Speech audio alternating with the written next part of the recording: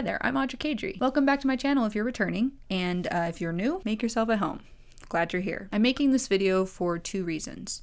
The first is because I think it's an important topic for smaller creators to discuss. Maybe you're a small creator and you're going through this exact thing. The second bigger reason I'm talking about this is for me. I need to get this off my chest. This is bothering me. If you've watched my ADHD video, you know that my brain is kind of dumb and unhelpful. This is one of those times. So I'm not going to be reacting to anything strange or zany. It's more of a reaction to my own thought process. I'm making this video to give myself a pep talk, to kind of arrive at a conclusion, so when I inevitably fall down this rabbit hole again and feel these things again, I can remember what we did here. I'm a person who needs to process things externally, either by writing or speaking out loud. I need to clearly verbalize what I'm feeling, identify the false arguments that my brain is making, and then smash them with a big sledgehammer. This video will be my sledgehammer. Hopefully it will be for you if you have ever felt anything similar, if you need this kind of same support. At the same time, I need to recognize when I'm going too easy on myself. There are things I need to work on in this situation, and I will get to that. In this video, I'll basically have to act as a mediator between my harsh inner critic and my lazy, permissive side. Now, to get into the meat of this video. A few months ago, I discovered Ro Ramdan's YouTube channel, and I instantly fell in love with the content. It was amazing and left me feeling inspired and motivated and absolutely green with envy. Let me explain. First, the title of this section is misleading, and I will get to that in a little bit. What I'm going to be discussing here is the content that Ro Ramdan makes, not Ro herself. Obviously, I don't know her. Our relationship is just creator to viewer. Ro's content is unlike anything I've ever seen thus far on YouTube. Her delivery is fast-paced, every line a banger. It's a non-stop onslaught of information and stimuli. Hello, disgruntled white males ages 14 to 24 struggling with ostracization from social circles. Welcome back to the biannual local art house cinema showing of Fight Club. This is the face of a man who tore his way out of the Macy's Christmas catalog he was born on the pages of 20 years ago and will only die when being struck with a silver play button at midnight on New Year's when one of his videos hits 100 million views. Hi, welcome back to the marketplace of ideas. Here's a penny for your thoughts. I am going to try to haggle that down until you are indebted to me. The World Wide Web. You couldn't watch this video unless you were using it. That is, unless you found the small Tamagotchi that I jailbroke and made play this video on repeat that I hid in a small Pacific forest. Sometimes my brain is overloaded trying to keep up and process the last thing that she said. She quickly moves on to the next thing. Her thumbnails are unique and eye-catching without using any of the cheap tactics that some YouTubers use. They're distinct and identifiably hers, just like her videos as a whole. There's layers to her videos and the topics that she covers. The tone shift partway through and kind of the last third of her videos is amazing. It always wraps it up in a very emotionally satisfying way. Some of my favorites have been the Metaverse video that I watched that was my first introduction to the channel. The Life Hacks video is one that actually left me speechless. And the How to Stop Spiraling I thought was also very good. There's a strange thing that happens when I watch a Ro Ramdan video. I am mesmerized and inspired, and I also feel really shitty about myself. It's such a conflicting experience that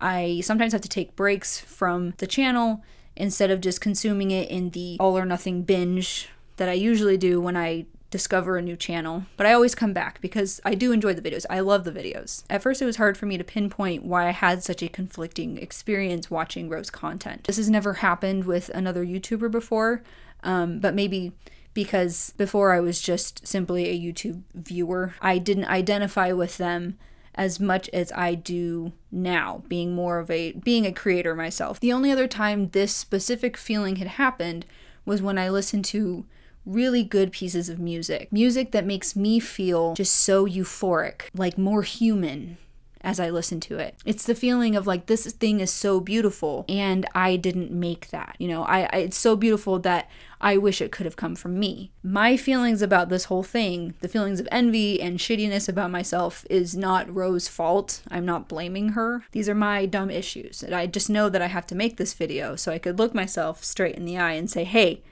shut up. Stop comparing yourself to other people. I think I feel this way because I want to create something that makes me feel that way. I want to have that same pride about something that I have made, and I haven't yet. I feel guilty that I've stayed in my comfort zone. I feel like I should be trying harder to make a longer, more in-depth project and make it really good. My dumb brain saw that Ro makes quality videos and not only compared my content to hers, but also reduced that down to comparing the two of us as people, which came through subconsciously while scripting this video. So, we should correct that.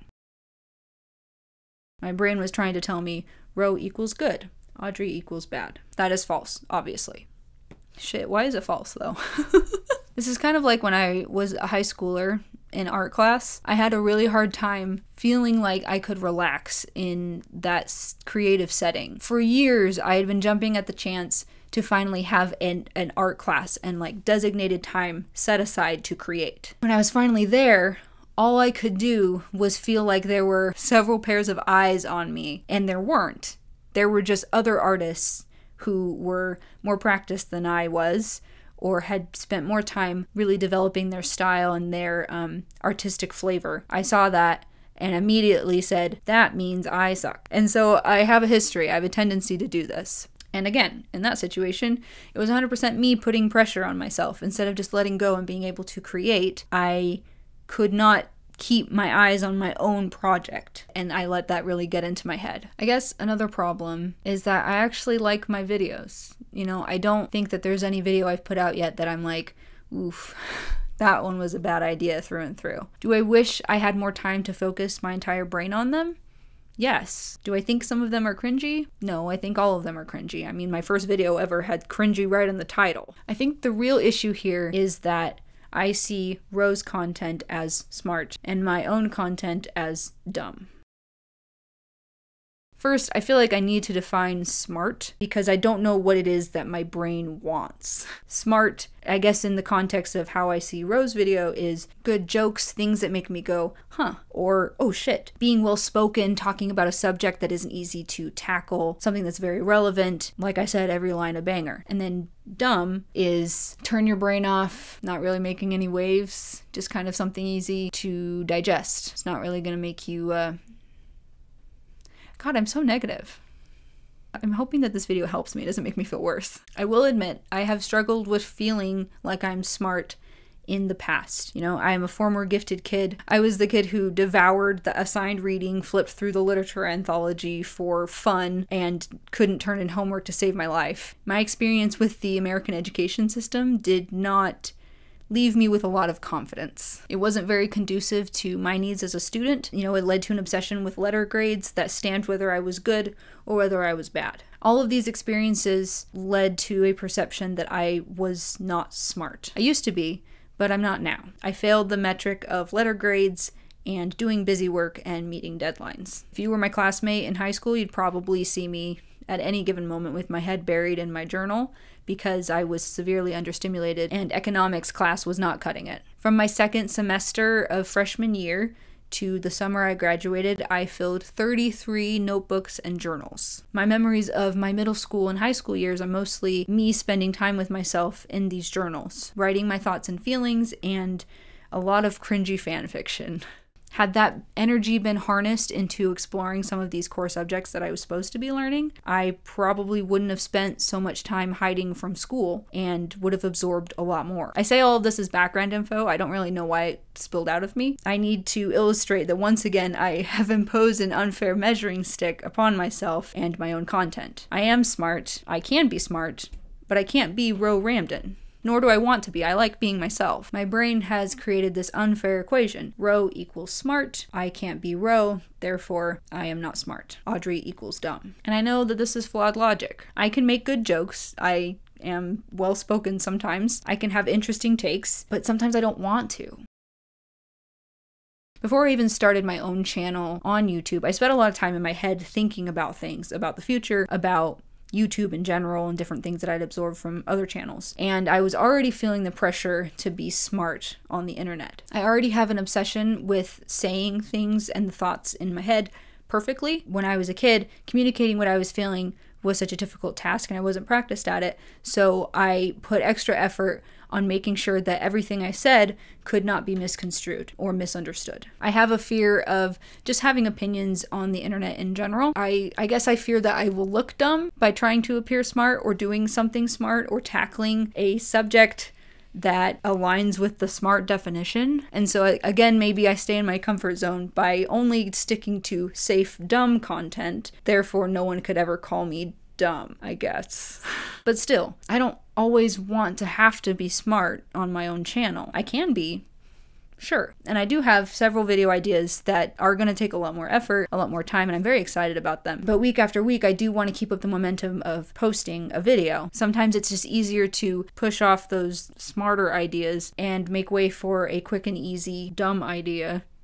I should just put air quotes around this entire section so that I can get a video out that week. I've always felt the pressure, just in general, to be well-spoken, eloquent, and to make my ideas and thoughts come across perfectly. Even as I scripted this video, which I did way more than I usually do, I kept reworking it and adding to it and fearing that I wouldn't be saying things perfectly enough. As I moved from viewer to creator on YouTube, I felt the pressure to be interesting and unique and race to a topical new video idea to be first. And that sounded exhausting because most of the time I wasn't really that interested in what I was racing to, so I would drop out. And most of the things that end up trending on YouTube or Twitter, I'm content to watch other people talk about. I don't feel the need to cover topics when I don't feel like I have anything interesting to say about it. So I'm kind of conflicted because I don't want to give up my dumb content. I've said before, I stand by my dumb videos. I think they're fun, and I don't want to give that up. Currently, my strategy for YouTube is a no thoughts, head empty approach. I float from idea to idea,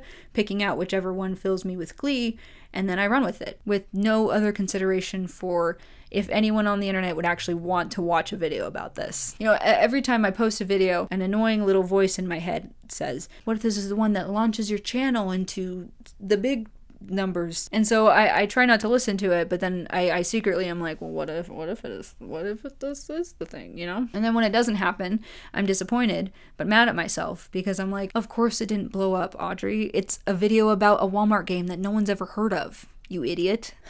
I don't know. My problem is I want the numbers, I want the views, you know, I want the content that I can be proud of without having to put in the effort to make it. I want my cake, I want to eat it. And all of these comparisons, they don't help me. You know, spinning in my head about how I suck doesn't actually get me what I want, even though my harsh inner critic seems to think that if I spin over this hamster wheel long enough, suddenly I'll have a video up on my channel out of nowhere that is good. Really lost it there, huh? Maybe I should just go to bed. Yeah, so I think it's important to give myself permission to be dumb and silly and just to make some content that I think is fun. I want my channel to be a fun place, whether we're talking about something smart or something dumb. But I also think that I should balance it out with content that I do try really hard on. Is this just making me... Now I'm like, oh, people who watch my channel are gonna be like, all of the videos before this took no effort and were dumb and easy to churn out. Now I'm gonna be labeling those. Oh no. No, I don't think that's true either. I did put a lot of hard work into my videos, especially my first one. I'm used to that routine now, and so it's gonna take more effort from me to do a different kind of video, one like this. I think this is something that a lot of small creators and big creators probably deal with. We're on a platform where people can see exactly how you're doing. They can see the response to what you create. And sometimes those numbers can really rule what you do. And so it's easy to get down on yourself, just purely from the numbers alone, but also from the quality of the content that other people are creating. But I don't think that all comparisons are necessarily bad. And with that, I'd like to get into our final section. In late November, something really weird happened. I posted a video about a Twitter account that I had found, and it was basically like every other video that I'd ever posted, except that an hour later, Drew Gooden posted a video on the exact same subject, and I flipped the fuck out. This is like a recreation of how I was feeling when I saw the tweet announcing this video. Oh God, oh no. There was a weird coincidence, obviously. My first fear was, oh no, he's made a way better video than I did. And that fear kept me from watching his video for basically a full 24 hours. Thankfully, his video took the same subject matter and looked at it in a different light. I tell you what, sometimes it feels like you're not even allowed to grope your coworkers anymore without someone getting triggered. That's not called being triggered. That's being sexually harassed. Even if you're hitting on someone using covert language, like some kind of horny detective, that's still inappropriate. You're still gonna get reprimanded by your HR rep. Thankfully, my video was a lot more satirical. I kind of took the tweets and was like, ah, this is very good advice. Obviously, his video was very well done and it was very tightly edited. It was very beneficial for me as someone who covered the exact same topic and had only been making videos for a couple weeks to see how a professional handled the same subject. It was kind of surreal to see him use the exact same tweets that I talked about and had seen in completely different ways. So it was very helpful for me and kind of educational. There were some issues with my video. There was a whole entire joke that I think I should have just cut entirely, and I feel like it kind of rambled towards the end. I still felt like, especially for how long I had been even just making videos, and since my editing skills are only as old as my entire channel, I did pretty good. Instead of feeling worse after watching his video, I felt better. Yay, they're taking a shower. That's so awesome. Before we wrap things up, one more thing I wanted to talk about. I recently started watching Kunken Dassner's channel. It's hard for me to say that name. And he did a video on Darman and commentary channels. He pointed something out that was very useful to me. He said that if you are making a video and you're not offering any kind of opinion or take or moral, then you're basically just a reaction channel, which he also pointed out, it's not always bad. We should be able to take time off and react to things without connecting it to a bigger problem. I've done it in the past, and I don't mean to imply that anyone shouldn't. It's just weirder when it comes to topics that feel like low-hanging fruit. Sometimes it's fun just to react to something and make people laugh, and that is entirely what my channel has been so far. The only true commentary video I've made so far is the ADHD video, and I do want to do more of that. It just made me think of, okay, where am I at? I want to call myself a commentary channel, but I mainly just made reaction content. And that's the thing, I do like to make people laugh. That's my first goal. Humor is the way that I like to lead on my channel, and that's the way that I make friends, and so it's important to me. I just don't want to always be running to the quickest and easiest idea and sacrificing something that I could be, using to step outside of my comfort zone. I can't say yet, obviously, where my channel will take me or where it'll end up. I'm still in the baby stages. My channel can't sit up on its own yet or eat solid foods. My main takeaway from this video, and hopefully what you gained from this, is that comparisons aren't always bad. They can motivate you to be better. But toxic comparisons and envy and harsh self-criticism is the death of creativity. My feelings while watching Rose content signaled to me that I needed to be better and step outside my comfort zone, and so I intend to do that. My experience creating the same kind of video as Drew helped me to feel a little more confident in the direction that I'm going. If you're a small creator or even someone who has thought about being a creator, I'd love to hear what you think. Comment down below. Hopefully this video made sense. There's my obsession with saying things perfectly again. Stop it, Audrey. Now that I've pointed out how quickly I am to judge myself, it's really hard to ignore. I really do appreciate that you're here and that you spent time with me on my channel. Give this video a like if you feel so inclined. I would also appreciate that. Go ahead and subscribe. You're welcome here. It's a party. Can't always promise that I'm going to be making smart videos, but they will at least hopefully make you laugh. And with that, I guess we'll wrap things up. Double thumbs up, finger guns, high five.